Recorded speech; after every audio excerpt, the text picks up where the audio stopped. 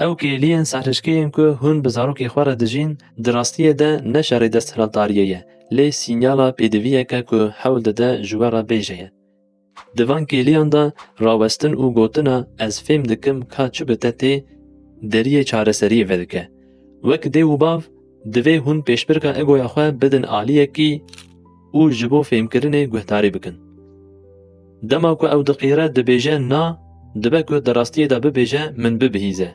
Bila kontrol di destê min de be. An jî ez westiyayî me. Baş e, dewerin em vê hefteyê jî li ser serhişkiya zarokê xwe rawestin û hewl bidin ku pêdiviya li binî veşartî bibihîzin.